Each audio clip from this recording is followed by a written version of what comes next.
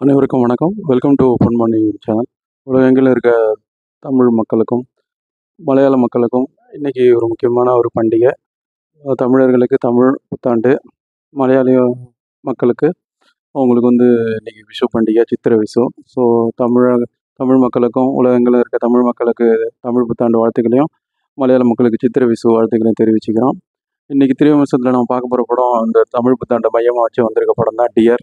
இந்த படத்தில் ஜிவி பிரகாஷ்குமார், ஐஸ்வர்யா ராஜேஷ், தலைவாசல் விஜய், இளவரசு, யூடியூபர் நந்தினி, காளி வெங்கட், இன்னும் ஏகப்பட்ட நடிகரெல்லாம் நடிச்சிருக்காங்க. இந்த படத்தை ஆனந்த் ரவிச்சந்திரன் தான் இயக்கியிருக்காரு. ஸோ இந்த படத்தோட டீட்டெயில் ரிவ்யூ தான் பார்க்க போகிறோம். இந்த படம் எந்த மாதிரி ஒரு ஜானர்னால், இப்போ சமீபத்தில் 2023 வந்த குட் நைட் அந்த படத்தோட மையக்கருவான அந்த ஒரு கொரட்டை பிரச்சனை பற்றியான கதைக்கு தான். இந்த ட்ரைலர் வரும்போது ரொம்ப பேசப்பட்டது. இந்த படம் குட் நைட் மாதிரியே இருக்கும்னு சொல்கிற மாதிரி நிறைய விமர்சனங்கள் வந்தது. மெயினாக ஒரு விஷயம், ஒரு இன்ஃபர்மேஷன் என்னென்னா, குரட்டுன்றது நம்ம சாதாரண விஷயமாக தான் எடுத்துக்கிறோம். இந்த படத்துலேயும் குரட்டை பற்றி தான் பேசியிருக்காங்க. ஆனால் அது மேம்போக்காக பேசியிருக்காங்க. அது ஆக்சுவலாக குரட்டைன்றது அது ஒரு சீனாக கூட வச்சுருக்கலாம். குரட்டைன்றது சமீபத்தில் ஒரு மாரத்தான் கூட நடந்தது. அது என்னென்னா, குரட்டை விடும்போது மூச்சு தடைப்பட்டு ஒரு நிமிஷம், ஒரு செகண்டு, நிமிஷம்ல ஒரு செகண்டு 2 செகண்டு தடைப்பட்டு திரும்ப மூச்சு வரும். ஸோ அதனால் குரட்டைன்றது ஒரு நோய் மாதிரி தான் கிட்டத்தட்ட சொல்லலாம். ஸோ அதை கண்டறிஞ்சு அதை நம்ம ஆரம்பத்திலே குணப்படுத்துறது நல்லதுன்னு சொல்லி அது விழிப்புணர்வு மாரத்தான்லாம் இப்போ நடைபெற்றுச்சு. ஸோ அந்தளவு சீரியஸான பிரச்சனை தான் குரட்டை. அதில் மேம்போக்கு ஓரளவுக்கு மேலோட்டமாக அந்த பிரச்சனையால் பாதிக்கப்படுற கூட இருக்கவங்கள பற்றியான கதைக்களத்தை தான் இந்த படத்தில் பேசியிருக்காங்க. அதனால் இன்ட்ரெஸ்டிங் விஷயங்கள்லாம் இந்த படத்தில் நிறைஞ்சிருக்கு டியர் படத்தில். ஸோ அந்த படம் குரட்டை சம்மந்தமான அந்த குட் நைட் மாதிரி இருக்கா, இல்லை வேறு ஜேர்னரில் இருக்கா, எப்படி இருக்குன்றது டீட்டெயில் ரிவ்யூவில் பார்க்கலாம். அதனால் ஸ்கிப் பண்ணாமல் பாருங்கன்னு கேட்டுக்கிறேன். அதுக்கு முன்னாடி நம்ம சேனலில் புது படங்கள் ரிவ்யூலாம் பண்ணிட்டு வரோம். அது தேட்டருக்கு அப்புறம் வந்தப்புறமும் தேட்டருக்கு அப்புறம் ஓடிடியில் எப்படி இருக்குன்னு தெரிஞ்சுக்கிறதுக்கும், அது குழந்தைங்க பார்க்கக்கூடிய படமா அப்படின்னு கால் எடுக்கிறதுக்கு யூஸ்ஃபுல்லாக இருக்கும். அதனால் நம்ம சேனலை சப்ஸ்கிரைப் பண்ணிங்கன்னு கேட்டுக்கிறேன். அது இல்லாமல் இந்த விமர்சனம் பிடிச்சிருந்தா உங்கள் ஃப்ரெண்ட்ஸ் அண்ட் ரிலேஷன் எல்லாருக்கும் ஷேர் பண்ணுங்கன்னு கேட்டுக்கிறேன். வாங்க இனி விமர்சனத்துக்குள்ளே போகலாம். இந்த படத்தில் ஜிவி பிரகாஷ்குமார் ஒரு சின்ன ஒரு லோக்கல் சேனலில் சென்னையில் வேலை பார்த்துட்டு இருக்காரு. அவருடைய எய்மை ஃபைனான்ஸ் மினிஸ்டர் பேட்டி எடுக்கணும். அந்த பேட்டியில் அம்மா அப்பாலாம் பெருமைப்படணும், அதை பார்த்துட்டு அம்மா பெருமைப்படணும் அப்படின்னு சொல்லி ஆசை. ஏன்னா அவங்க அப்பா சின்ன வயசுலேயே இவங்களை விட்டுட்டு குடும்பத்தை விட்டுட்டு போயிடுவார். ஒரு 30 வருஷமாக அம்மா தான் வளர்த்துருப்பாங்க. பெரிய ஒரு அண்ணன் காளி வெங்கட் தான் குடும்பத்தை தலையெடுத்து நடத்திருப்பாரு. ஸோ அம்மா பெருமைப்படணும்னு சொல்லி அந்த மாதிரி சேனலில் பெரிய ஆளாக வரணும்னு சொல்லி ஒரு எய்மில் இருக்கார். இவங்க வீட்டில் என்ன, இவரது கடைசி பையன், 2 பையன் தான். காளி வெங்கட் கல்யாணம் ஆகி குழந்தைலாம் இருக்கும், செட்டில் ஆகிட்டார் லைஃப்பில். ஒரு பெரிய ஒரு ஃபேக்ட்ரி மாதிரி கார்மெண்ட்ஸ் ஃபேக்ட்ரி வச்சு ரன் ஆகிட்டு அவர் ஃபேமிலியை நல்ல ஒரு ஸ்டேட்டஸில் வச்சுருப்பாரு. ஃபைனான்ஷியலி அவர் தான் சப்போர்ட் பண்ணுவார் ஃபேமிலியை. ஜிவி பிரகாஷ் அங்கே வர சொன்னால் அவர் எனக்கு பேஷன் இந்த மாதிரி நான் ஜேர்னலிசம், இந்த மாதிரி நியூஸ் வாசிக்கிறது தான், அதில் போகிறான்னு சொல்லியிருக்கோம். அவருக்கு வயசாகிட்ட போதுன்னா ரோஹிணி கவலைப்பட்டு கல்யாணம் பண்ணி வைக்கணும்னு சொல்கிறாங்க, அம்மா வர கேரக்டரில் வர ரோஹிணி. ஸோ இப்படி இருக்கும்போது குன்னூரில் எதாச்சும் அவங்க ரோஹினியோட கிளாஸ்மேட்டை சந்திக்கிறாங்க. அந்த ரோஹினி கிளாஸ்மேட்டு அந்த பொண்ணு தான் ஐஸ்வர்யா ராஜேஷ். குன்னூரில் இருக்காங்க, அவங்க வேலை பார்த்துட்ருக்காங்க. அவங்கள பிடிச்சி போகுது இவங்க ஃபேமிலிக்கு. பிடிச்சி போய் அவங்க பொண்ணை பார்க்க போய் அந்த கல்யாணமும் நடக்கலான்னு முடிவு பண்ணிடுறாங்க. அந்த கல்யாணத்தப்போ ஐஸ்வர்யா சின்ன குறை இருக்குது, அவங்க குரட்டை இருக்குன்ற விஷயத்த சொல்ல வராங்க. ஐஸ்வர்யா அம்மா தடுத்துடுறாங்க. கீதா கைலாசம் தான் ஐஸ்வர்யா அம்மா வராங்க. அவங்க சொல்கிறாங்க, நீ எல்லா கல்யாணம் தட்டி கழிச்சிடுற, மாப்பிள்ளைகிட்ட சொல்ல வேண்டாம் இந்த விஷயத்த. கல்யாணம் ஆனோன்னு மாப்பிள்ளையோட அம்மா என் ஃப்ரெண்டு தான், நான் பேசிக்கிறேன், அதனால் நீ கம்முன்னு இருந்தால் போதும், இதை இந்த விஷயத்த மறைச்சிரு, நான் பேசிக்கிறேன், சின்ன விஷயம் தான், நான் பார்த்துக்கிறேன்னு சொல்கிறாங்க. ஐஸ்வர்யா வேறு வழி இல்லைன்னா ஒத்துக்கிறாங்க, அதை மறைச்சிடுறாங்க. ஆனால் இப்போ கடைசியில் ஐஸ்வர்யா கொரோட்டா பிரச்சனையால் இவருக்கு வர இருந்த ஒரு பெரிய ஒரு ஆப்பர்ச்சுனிட்டி மிஸ்ஃபர் ஆகி ஆஃபீஸில் பெரிய பிரச்சனையாகி வேலை இழப்பு வரைக்கும் போயிடுது அந்த கொரோட்டா பிரச்சனைனால. ஸோ அதனால் ஐஸ்வர்யா டைவர்ஸ் பண்ணணும்னு முடிவுக்கு வந்துடுறாரு ஜிவி பிரகாஷ்குமார். ஏன்னா அவரோட பேஷனே இதனால் கெடுது, அவரோட கேரியருக்கு பாதிப்பு, தூக்கம் இல்லாமல் போயிடுது, நியூஸ் வாசிக்க முடியல, நிறைய பிரச்சனை வந்தது, கேரியரும் போயிடுச்சுன்னு சொல்லி டைவர்ஸ் பண்ண நினைக்கிறாரு. ஐஸ்வர்யா இதை சால்வ் பண்ணலாம்னு சொல்லி பாசிட்டிவ் முறையில் நம்ம பேசி முடிவு எடுக்கலாம், சைக்காட்ரிஸ்ட் போகலாம், நம்மளாம் ஐடியா கொடுக்குறாங்க. அதேமாரி டைவர்ஸ்க்கு அப்ளை பண்ணிடுறாங்க. டைவர்ஸில் ஒரு டைம் கொடுக்குறாங்க, ஒரு 6 மாதம் சேர்ந்துருங்க, அதுக்கப்புறம் பிடிக்கலாம் டைவர்ஸ் கொடுக்குறான்னு சொல்லி ஒரு கூலிங் பீரியட் மாதிரி கொடுக்குறாங்க.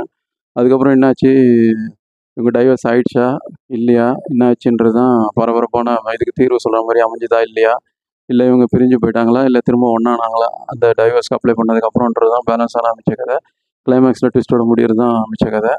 இனி படத்தோட ப்ளஸ் மைனஸ் பார்க்கலாம். ப்ளஸ்ன்னு பார்த்தா இது கொரோட்டா பிரச்சனை, அதுக்கான தீர்வு ஓரளவு ரசிக்க முடியுமா சொல்லிடுறாங்க. எப்போவுமே அந்த கொரோட்டையை பற்றியே ஃபுல்லாக அனலைஸ் பண்ணாமல் அந்த கொரட்டையை வந்து இன்டைரக்டாக இன்னொரு ரீசனை வச்சு ஃபேமிலி பாண்டிங்கை பற்றி சொல்கிற மாதிரி ஒரு கிளைமேக்ஸில் வச்சு முடிச்சிருப்பாங்க. அது ஓரளவுக்கு ஏற்கக்கூடியதாக இருக்குது. இயக்குனர் ஆனந்த் ரவிச்சந்திரன் நல்லாவே கையாண்டிருக்காரு. ஓரளவுக்கு அதில் வெற்றி பெற்றாருன்னு சொல்லலாம். இதில் என்ன பிரச்சனைனா, இந்த படம் 4 வருஷம் முன்னாடியே ஆரம்பித்து இதே கதை காலத்தோட குட் நைட் படம் வந்து அது பெரிய சக்ஸஸ் ஆயிடுச்சு. ஸோ அந்த குட் நைட்டை தாண்டி வேறு தீர்வு இந்த கொரட்டை பிரச்சனைக்கு சொல்ல முடியலன்றது தான் இயக்குனருக்கு கொஞ்சம் மைனஸ் பாயிண்ட்டாக அமைஞ்சிருச்சு. ஸோ நம்ம எந்த தீர்வு எடுத்தாலும் இது ஏற்கனவே குட் நைட் படத்தில் பார்த்த மாதிரியே இருக்குமே அப்படின்ற மாதிரி தான் இருக்கும். ஸோ அதையும் மீறி இவர் வேறு மாதிரி ஒரு ட்ராக் யோசிச்சு ஓரளவுக்கு கன்வின்சிங்காக கொண்டு வந்துட்டார். அந்த அளவுக்கு ஓரளவு வெற்றி பெற்றாருன்னு சொல்லலாம். அது ஒரு நல்ல ஒரு விஷயம். அது இல்லாமல் படத்தில் ஜிவி பிரகாஷ் வந்து ஹீரோ ரோல், வெயிட்டான ரோலு. அந்த ரோலில் வந்து கிளைமேக்ஸில் வர அந்த டைலாக் நல்லா அருமையாக இருக்குது. ஃபேமிலி பாண்டிங் பற்றி ஒரு டைலாகு நல்லா அருமையாக பண்ணியிருக்காரு ஜிவி பிரகாஷ்குமார். இருந்தாலும் பல காட்சிகள்லாம் வந்து ஏற்கனவே பல படங்களில் ரிபல், கல்வன் அந்த மாதிரி படங்கள்ல இப்போ ரீசெண்டாக வந்த படங்கள், அதுக்கு முன்னாடியே படங்கள்ல வர அதே ஹேர் ஸ்டைலு, அதே தாடிலாம் கெட்டப் வச்சிருக்காரு. கல்யாணத்துக்கு முன்னாடி மீசை இல்லாத மாதிரி வச்சு, இல்லைனா தாடி சின்ன தாடியாக ட்ரிம் பண்ண தாடியாக வச்சுட்டு, அப்புறம் கொஞ்ச நேரம் கழிச்சு ஃபேமிலி மேன் ஆனவொன்னே வேறு மாதிரி கெட்டப் மாற்றுற மாதிரி வச்சுருந்தா கொஞ்சம் மெச்சூரிட்டியாக தெரிஞ்சிருக்கும். இது எல்லா சீன்லேயும் ஒரே மாதிரி வரதால பல படங்களில் பார்த்த மாதிரி ஒரு சலிப்பு வருது, தவிர்க்க முடியல. மற்றபடி ஆக்டிங் இந்த படத்தில் கொஞ்சம் இம்ப்ரூவ் பண்ணியிருக்காரு. நல்ல விஷயம், பாராட்டப்பட விஷயம். அது இல்லாமல் மியூசிக்கும் நல்ல தரமாக போட்டிருக்காரு. கேட்கக்கூடிய அளவுக்குள்ள இருக்குது. மெலடி ஒரு 2, 3 பாட்டு மெலடியாகவே இருக்குது. பிஜிஎம்மும் ஓகே தான். ஸோ ஒரு மியூசிக்கில் வந்து நல்லா பின்னி பயிலெடுக்கிறாரு. இன்னும் நடிப்புலையும் இன்னும் கொஞ்சம் கெட்டப்லாம் மாற்றினாருன்னா இந்த ஆக்டிங்க்கு இன்னும் கொஞ்சம் நல்லா எடுபடும் அவருக்கு. மெச்சூரிட்டியாகவும் தெரியும். அது கொஞ்சம் கவனிச்சா நல்லாயிருக்கும். நம்மளோட எண்ணளவில் பார்க்கப்படுது. அது இல்லாமல் மெயினாக படத்தில் மெயின் கேரக்டர் வந்து ஐஸ்வர்யா ராஜேஷ். அவங்கள பற்றி தான் கதைக்களம் நகருது. அவங்க கொரட்டை விஷயத்தால் அவஸ்தைப்படுறது, அதை வந்து சொல்லாமல் மறைக்கிறது, அதுக்கப்புறம் தவிக்கிறது, சொல்லும்போது வர பிரச்சனையை நினச்சிக்கிறது, இது பண்ணுறது, சோகம், கோபம், ஆற்றாமை எல்லாத்தையும் வழக்கம் போல அவங்க ஸ்கோர் பண்ணிடுறாங்க. யார் ஹீரோ, யார் இருந்தாலும் பிரச்சனை இல்லை, என் வேலையை கரெக்டாக பண்ணுவேன்ற மாதிரி அவங்க கேரக்டர் ஜஸ்டிஃபை பண்ணிவிட்டு சிறப்பான நடிப்பை வெளிப்படுத்தியிருக்காங்க. பல விருதுகள் கிடைக்கக்கூடிய அளவுக்கு சிறப்பான நடிப்பு ஐஸ்வர்யா ராஜேஷ் வழக்கம் போல் அவங்க ஸ்கோர் பண்ணிடுறாங்க. அவங்களுக்கு ஈஸியான கேரக்டர் மாதிரி அவங்க பண்ணிடுறாங்க. ஆனால் முக்கியமான மெயின் கேரக்டர் அது ஈஸியாக அனாயசமாக பண்ணிட்டு போயிடுறாங்க. அவங்களோட பாராட்டுகள். படத்தில் குறிப்பிடத்தக்க ஒரு முக்கியமான ஒரு ஃபீல் குட் கேரக்டராக வருது காளி வெங்கட்டும், அந்த யூடியூபர் பிளாக் ஷிப் நந்தினி. அவங்க வர கேரக்டர் தான் படத்தில் கொஞ்சம் ஓரளவுக்கு நல்லாவே படத்தில் நல்லா ஃபீல் குட்டாக கொண்டு போகுது. அவங்க 2 பேருக்குள்ள அந்த பாண்டிங்கு, அது இல்லாமல் ஒரு சீனில் வந்து தலைக்கு தைலம் தேய்க்கிற சீனு, கடைசியில் அந்த சீனை வந்து கிளைமேக்ஸில் கொண்டு போய் இணைப்பார். கிளைமேக்ஸில் எனக்கு தலை வலிக்குதுன்னு சொல்லி ஒரு விஷயத்தால் மிஸ்ஃபயர் ஆனோன்னே, அப்போ தலை வலிக்கும் போது அவர் வந்து அழுவுறது, வீட்டை சரியாக கவனிக்கலன்னு சொல்லி அந்த ஒரு சீன் நல்லாவே பண்ணியிருப்பார் காளி வெங்கட்டும். நந்தினி நல்லாவே பண்ணியிருப்பாங்க. அந்த சீன் படத்தை பாருங்கள், உங்களுக்கே தெரியும். இப்படி ஒரு சில வாவ் மூமெண்ட்ஸும் படத்தில் இருக்குது. அது இல்லாமல் ரோகிணி, அப்புறம் இளவரசு, அப்புறம் ரோகிணி ஹஸ்பண்ட் ஆகிற தலைவாசல் விஜய், இவங்க 3 பேரும் நல்ல மெச்சூர்டான ஆக்டிங்கை சிறப்பாக வெளிப்படுத்தியிருக்காங்க. நடிப்புக்கு பேர்பட்ட நடிகர்கள் இவங்கலாம். அவங்க கேரக்டர்லாம் நல்லா பண்ணியிருக்காங்க. அது இல்லாமல் ஜிவி பிரகாஷ் ஃப்ரெண்ட் ஆகிற அபூலி, அப்படி ஒரு சில கேரக்டர்லாம் படத்தில் சிறப்பாக பண்ணியிருக்காங்க. மெயினாக குறிப்பிடத்தக்க இன்னொரு விஷயம் வந்து கீதா கைலாசம். அவங்க வந்து ஐஸ்வர்யா அம்மா வராங்க. அவங்களும் அவங்க கேரக்டர் வந்து நல்லா சிறப்பாகவே உணர்ந்து ஜஸ்டிஃபை பண்ணி நல்லா ஸ்கோர் பண்ணிடுறாங்க. அவங்களுக்கும் பாராட்டுகளை தெரிவிச்சுக்கலாம். அது இல்லாமல் படத்தில் வந்து ஏற்கனவே சொன்ன மாதிரி மியூசிக்லாம் நல்லாவே இருக்குது. அது இல்லாமல் தலைவாசல் விஜய் நல்லாவே ஷட்டிலாக பண்ணியிருக்காரு. அவரோட கேரக்டரை உணர்ந்து நல்லா சிறப்பாக நடிகர். அவருக்கும் நம்ம பாராட்டுகளை தெரிவிச்சுக்கலாம். படத்தில் கேமரா ஒர்க்லாம் நல்லா இருக்குது. படத்தில் ரிச்னஸ்ஸாக இருக்குது. காஸ்டியூம் டிசைனிங் எல்லாமே பக்காவாக இருக்குது. படம் எல்லாமே ஆஹா ஓஹோ மைனஸாக இல்லையானா இருக்குது. என்னன்னா செகண்ட் ஹாஃப் கொஞ்சம் லேகிங்காக போகுது. ஒரு 20 நிமிஷம் ட்ரிம் பண்ணியிருக்கலான்ற அளவுக்கு இருக்குது. அது இல்லாமல் கொரட்டையை பற்றி ஒரு மேலோட்டமாக சொன்ன மாதிரி தான் இருக்குது. கொரட்டை வந்து இன்றைக்கி நவீன யுகத்தில் வந்து இவங்க வந்து காளி வெங்கட் ஏற்கனவே கிட்டத்தட்ட நல்லா வெல் செட்டில்டு தான். அவர் நினச்சாருன்னா இந்த பணத்தை செலவு பண்ணி ஃபாரினில் ட்ரீட்மெண்ட் எடுக்கலாம். கொரட்டை தீர்வு கூட பார்க்கக்கூடிய விஷயம் தான். இஎன்டி ஸ்பெஷலிஸ்ட் இன்றைக்கி அதுக்குன்னே நிறைய பேர் இருக்காங்க. அது தீர்க்கவே முடியாதுன்னு சொல்கிறது நம்புற மாதிரி இல்லை. இன்றைக்கி யுகத்தில் ஒரு 20 வருஷம் முன்னாடினா அதுக்கு ஒரு தீர்வு இல்லைன்னு சொல்லலாம். கொரட்டை விஷயங்கள் வந்து இஎன்டி ஸ்பெஷலிஸ்ட் கண்டிப்பாக தீர்த்து வச்சுருவாங்க. இங்கே இல்லைனாலும் ஏதாவது ஒரு ஸ்பெஷலிஸ்ட் இந்தியாவிலேயோ வெளிநாட்டிலையோ அதுக்கான அவங்க வசதி இருக்க ஃபேமிலியாக தான் படத்தில் சித்தரிக்கப்படுது 2 சைட்லேயும். ஐஸ்வர்யா வீட்ல சைட்லேயும் சரி, ஜிவி பிரகாஷ் அண்ணன் காளி வெங்கட்டும் வெல் செட்டில்டு. ஸோ அதனால் அவங்களும் பண்ணியிருக்கலாம்.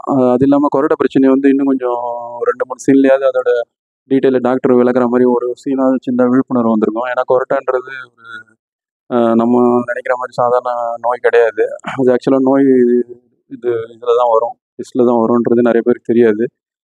ஏன்னா கொரட்டை விடும்போது அந்த மூச்சு குழல் அடைபட்டு ஒரு செகண்ட் 2 செகண்ட் கழித்து தான் திரும்ப மூச்சு வரும். ஸோ அதனால் கொரட்டையை வந்து சாதாரணமாக எடுத்துக்கூடாதுன்னு இப்போ விழிப்புணர்வு பேரணிலாம் போனாங்க. ஸோ அதனால் அதையும் வந்து சீரியஸாக இன்னும் கொஞ்சம் அந்த மெசேஜெல்லாம் சொல்லியிருந்தா, ப்ரீச்சிங் இல்லாமல் கதையோட ஒரு டாக்டரை போய் பார்க்குற மாதிரி அவங்க விளக்குற மாதிரி சொல்லியிருந்தா நல்லா இருந்திருக்கும். அது இல்லாமல் இவங்க எந்த ஆக்ஷனுமே எடுக்காமல் சைக்காட்ரிஸ்ட்டு போய் அணுகிற மாதிரி சொல்கிற ஒரு சீன் வரும் ஆரம்பத்தில். ஐஸ்வர்யாஸும் ஜிவி பிரகாஷ் படம். அந்த சீனில் வந்து இவங்க டாக்டரை பார்த்துட்டு அதுக்கப்புறம் சைக்கியாட்ரிஸ்ட் பார்த்துருந்தா நல்லா இருந்திருக்கும்னு கொண்டு போயிருக்கலாம். அது இல்லாமல் கொஞ்சம் ஐஸ்வர்யா வந்து ஜிவி பிரகாஷோட கொஞ்சம் மெச்சூர்டாக தெரியுறாங்க படத்தில். அவங்க கேரக்டரில் இன்னும் கொஞ்சம் ஜிவி பிரகாஷ் வந்து இன்னும் கொஞ்சம் தாடியெல்லாம் இன்னும் ட்ரிம் பண்ணி இன்னும் கொஞ்சம் போல்டாக காமிச்சிருந்தா இன்னும் கொஞ்சம் நல்லா இருந்திருக்கும். அது கொஞ்சம் கவனிச்சிருக்கலாம் கதாபாத்திர தேர்வில். இது என்ன லெவலில் பார்க்கப்படுது. மற்றபடி மொத்தத்தில் இந்த படம் எப்படி இருக்குன்னா, இந்த படம் ஃபேமிலியோட பார்க்கக்கூடிய படம் தான். ஆனால் வந்து இந்த படம் குழந்தைங்களுக்கு புரியுமான்னு தெரியல. அதனால் 18+ கண்டிப்பாக பார்க்கலாம். கொரட்டையை பற்றின அதுக்குண்டான பிரச்சனைகள், தீர்வுகள், அது இல்லாமல் காளி வெங்கட் போர்ஷன்ஸு, அந்த ரோகிணி தலைவாசல் விஜய் போர்ஷன்ஸு இதெல்லாம் நல்லா இருக்குது படத்தில். படம் வந்து ரொம்பவும் போர் அடிக்காது. ஒன் டைம் வாட்சபிள் தான். செகண்ட் ஹாஃப் லாகிங் மட்டும் கொஞ்சம் பொறுத்துக்கிட்டால் படம் வந்து ஒன் டைம் வாட்சபிள் தான். ஓரளவுக்கு நல்லாவே போகுது. ரொம்பவும் போர் அடிக்காமல் என்கேஜிங்காக கொண்டு போயிருக்காரு. ஃபர்ஸ்ட் ஹாஃபில் வந்து ஓரளவுக்கு காமெடி அப்படி இப்படின்னு கொண்டு போயிட்டு கதையை நகர்த்திட்டு, செகண்ட் ஹாஃபில் தான் கொஞ்சம் அந்த தலைவாசல் விஜய் போர்ஷன்ஸ் வச்சு தீர்வு சொல்கிற மாதிரி வருது. அது கொஞ்சம் பிரிச்சிங்காக இருக்குது. அதை மட்டும் தவிர்த்துருந்தா மற்றபடி படம் வந்து ரொம்ப ஏமாத்தாது. One time watchable. அதுக்கு மேலே படம் பார்க்கலாமா வேணாமன்ற கால் நீங்கள் தான் எடுக்கணும். இந்த படம் இப்போ நல்லா சிறப்பான ஒரு வரவேற்பு தேட்டர்களில் ஓடிக்கிட்டு இருக்கு. மிக்ஸ்டு ரிவ்யூஸும் பெற்றுட்டு வருது. நெகட்டிவ் கமெண்ட்ஸும் ஒரு சிலது இருக்க தான் செய்யுது. ஸோ ஓரளவுக்கு என்னை பொறுத்த வரைக்கும் ஒன் டைம் வாட்சபிள். அதுக்கு மேலே பார்க்கணுமா வேணாமா ரிவ்யூ பார்த்துட்டு கமெண்ட்ஸ் பார்த்துட்டு நான் போவேன் அப்படின்றவங்க உங்கள் அந்த கால் நீங்களே எடுத்துங்க. ஸோ இந்த படம் ஓடிடியில் ரொம்ப கண்டிப்பாக பாராட்டப்படும். ஏன்னா இந்த படத்தோட மெயின் மைனஸ் என்னென்னா, ஏற்கனவே இதுக்கு முன்னாடி குட் நைட் படம் வந்துருச்சு. அதுலேயே இது விஷயங்கள் டீட்டெயிலாக பேசிட்டாங்க. அதில் வந்து ஜென்ஸுக்கு கொரட்டா, இதில் லேடிஸ் கொரட்டா, அவ்வளோதான் வித்தியாசமே தவிர மற்றபடி சில விஷயங்கள்லாம் அப்படி இருக்கு. செகண்ட் ஹாஃபில் வந்து கதை வேறு காலத்தை நோக்கி போகும். ஓரளவுக்கு என்கேஜிங்காக தான் இருக்கும். அந்த விசினரிஸ், அந்த சீன்ஸ் எல்லாமே அவுட்டோர் சீன்ஸ்லாம் நல்லாயிருக்கும். ஸோ என்னோடய அபிப்பிராயம் ஒன் டைம் வாட்சபிள். அதுக்கு மேலே உங்களோட கால் தான். பார்க்கலாமா வேணாமான்றது. வேறு ஒரு விமர்சனம் முன்னாடி சந்திப்போம். இந்த விமர்சனம் பிடிச்சிருந்தா ஃப்ரெண்ட்ஸ் அண்ட் ரிலேஷன் ஷேர் பண்ணுங்கள். நம்ம சேனல் சப்ஸ்கிரைப் பண்ணுங்கள். வேறு விமர்சனம் முன்னாடி சந்திப்போம். அதுவரை நன்றி, வணக்கம்.